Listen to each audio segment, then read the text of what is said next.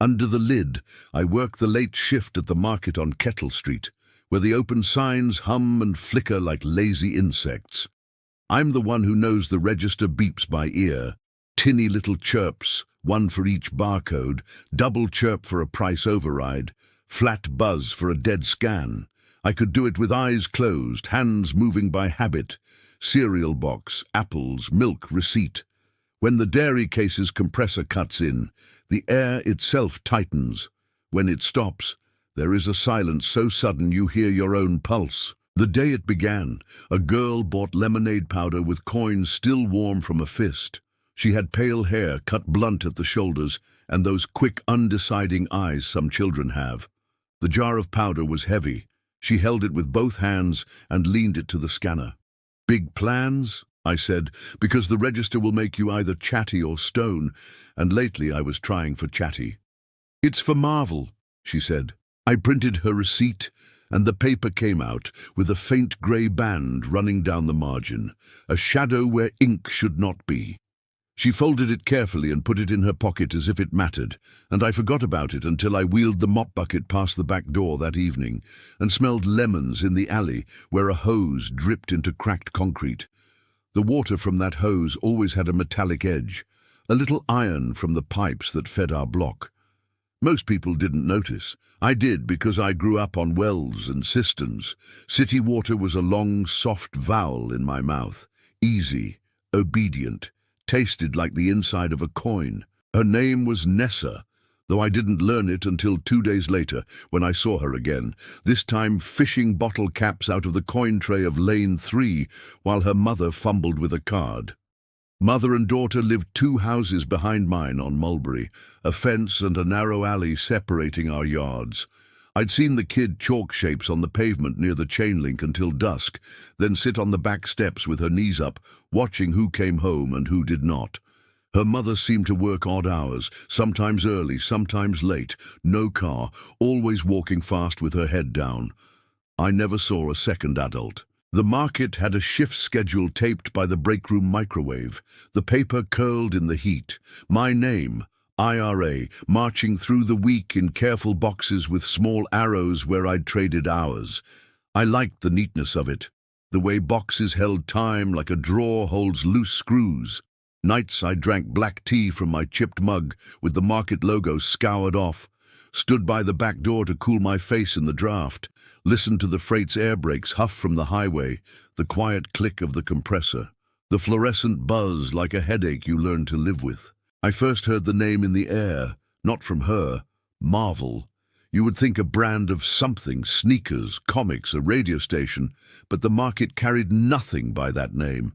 I didn't know until after the boil water advisory went out that MARVELL was stenciled in cracked black letters on the irrigation manifold behind the low rental row where Nessa and her mother lived.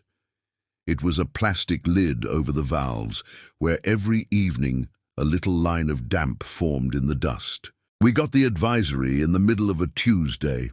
A man from Public Works came into the market with a flyer we were to tape to the doors and hand to anyone buying water or ice.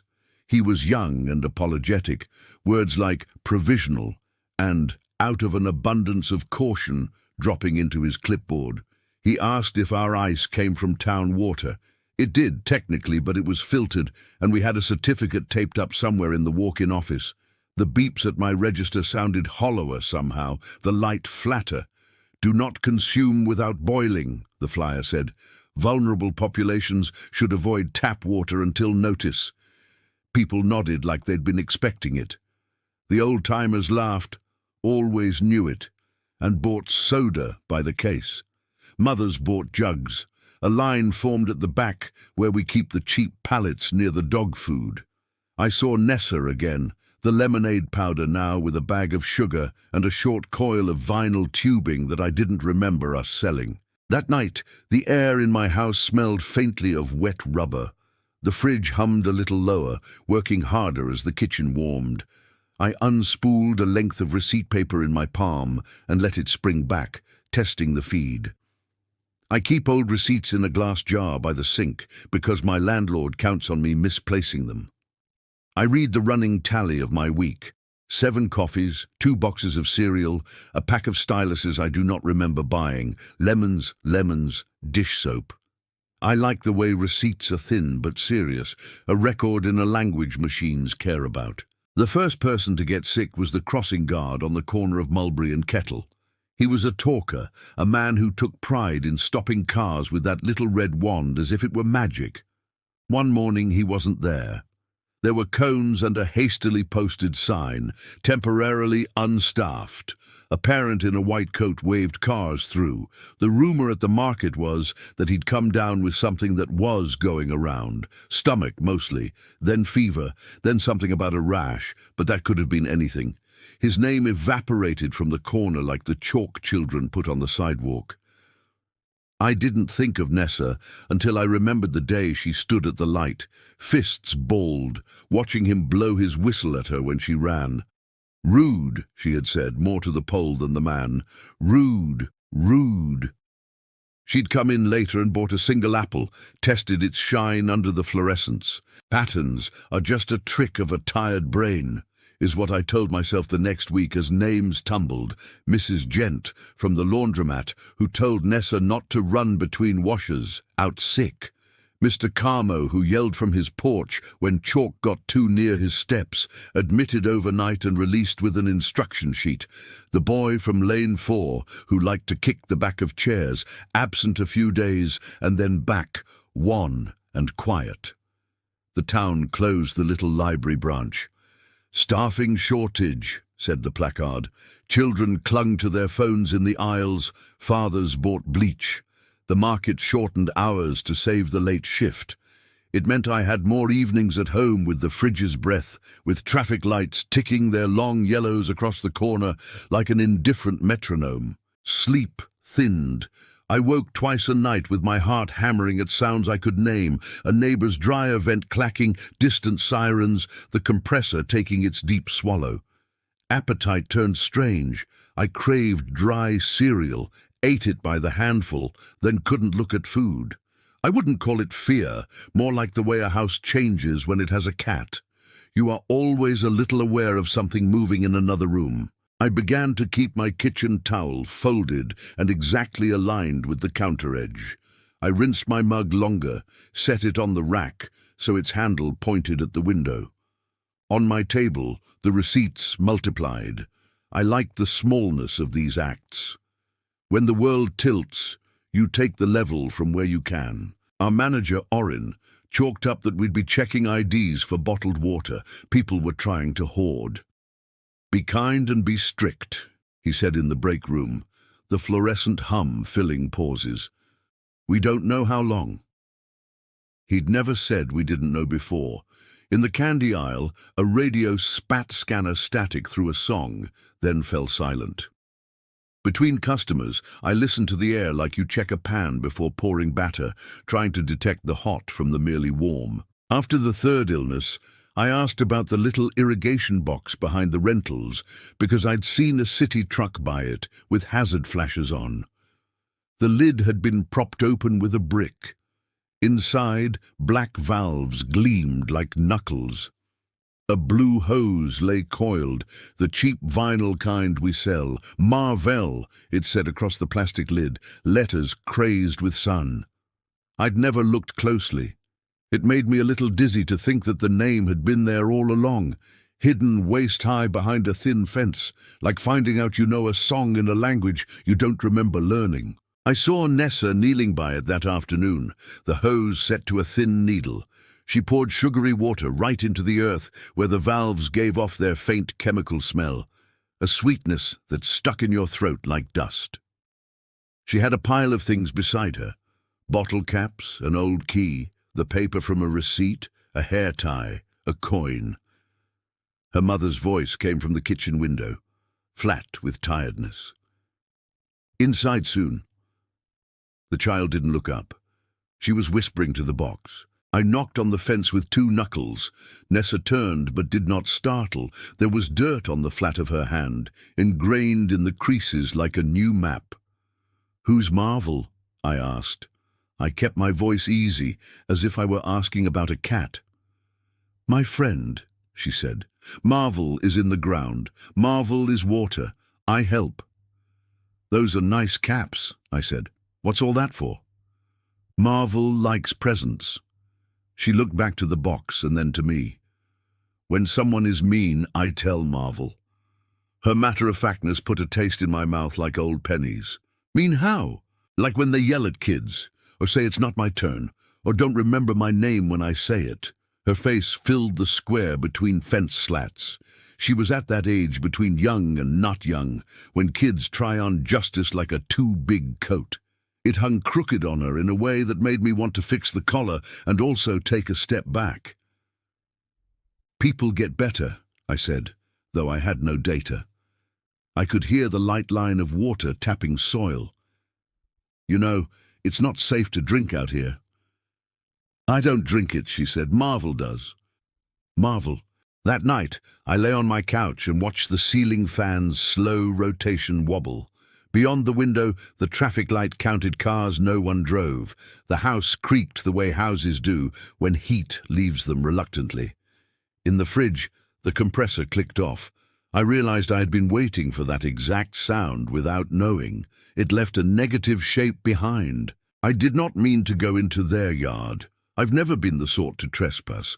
But past midnight, when the sirens were far and the air had that deep blue quiet like looking down into a pool, I found myself at the fence, hand on the top rail and then on their side, moving over the thin grass that never took in that strip of yard. The manifold lid glowed a pale square. Someone had painted the word MARVELL in white over the cracked letters, maybe to make it cleaner. It made it worse. Paint sank into the grooves and left them shining. The lid was slightly askew, as if the plastic had warped. I lifted it and felt warm air move over my fingers. Underneath, a bloused darkness, plumbing and soil and a gloss on the hard surfaces, like the inside of a shell. I leaned closer. The sound from below was faint but constant, a murmur like radio static when you're between stations. It wasn't water. It was the noise of a throat where a word almost begins. On the dirt beside the valves lay 2 crumpled receipts, smoothed, pressed under a stone. The print was pale, but I knew the format. Our market's thin font, "Thank you for shopping, tax line, timestamp." On one was a name. We don't usually print names, only card type or check approval, but sometimes people sign up for rewards, and their first name appears on the top for a week or two until the system forgets. "Mrs. Gent," said the light grey, in a place where names don't usually sit. The other receipt had the blank grey band running down its side like a bruise. I wanted to pick them up, but didn't. I didn't want oil on my hands from whatever lay on the valves. I set the lid back down gently and stood there with my palms on plastic, feeling the very slight hum. "Don't," said a voice behind me, small but firm. I turned. Nessa stood barefoot in the back door, light from the kitchen catching the dust on the screen like snow. She held herself like a plant that has learned wind. "You should be asleep," I said. My voice had that too loud quality quiet places give it. "It's late." "Marvel doesn't like lids," she said, as if correcting a child. "They make it hard." "Hard for what?" "To hear." She stepped onto the stoop. Her toes were curled against the edge as if she didn't want to touch the ground but would anyway. "Are you sorry?" she asked, and the question bewildered me so completely that I laughed a tiny laugh that had no humor in it. "Sorry for what?" "For telling me not to run. For telling me my cap is trash. For not remembering me when I come to your store, even though I always come." I went to answer and found that my mouth had forgotten words. I thought of how I speak to children, the soft way, the default of adult to minor. I thought of how many faces I see in a day, how I slot them into correct denominations, smile on cue, hand the receipt with the same little upward nod. It is a kind of kindness and a kind of erasure, both. I said, and it could have been apology or defense either. "Your name is Nessa," came out. She nodded. "Marvel knows my name," she said, not unkindly. "Marvel knows everybody." The house behind her made its own noises, a faucet ticking, the sound old pipes make when they give up heat. I left her yard and lay awake and listened for the compressor to kick on again. It did not. The health department set up a tent at the high school parking lot with sandbags holding down the corners. We had to count how many cases of water we sold against the allotments the town handed out free. People came through the line with their masks back on, like a joke they didn't want to tell again. The crossing at Mulberry remained unstaffed. Orrin added a row to the shift schedule titled, "If Sick, Call." The market lights seemed too bright. My hands dried out from sanitizer and cardboard. I began to hear the beeps of the registers in my sleep, but they were slowed, each chirp drawn long, like a heart monitor stretching a beat to cover a bigger absence. When Mrs. Gent came back to the laundromat, she walked softly. She stood at the dryer lint trap a long time, pulling out grey felt and rolling it into a ball. She didn't look at children as they ran between machines. I watched her as if watching would halt a process I didn't understand. That night I couldn't swallow. I felt a heat behind my sternum, like standing too close to a grill. I don't know the claws that turned me. Maybe it was the way the water in my kitchen glass tasted like the hose behind the market, even after I boiled it. The copper echo that said pipe, valve, tongue. Maybe it was seeing the lids of the manifold boxes all down the rental row, each one with a light dusting, as if small hands had patted them smooth. Maybe it was that I heard my name once at my own register, IRA, the receipt printer spitting it onto paper like a joke. The system had enrolled me in rewards without me asking. Orrin said, "Neat," and I felt my palms go cold. It is strange to be afraid of a child. Stranger still to feel judged by one.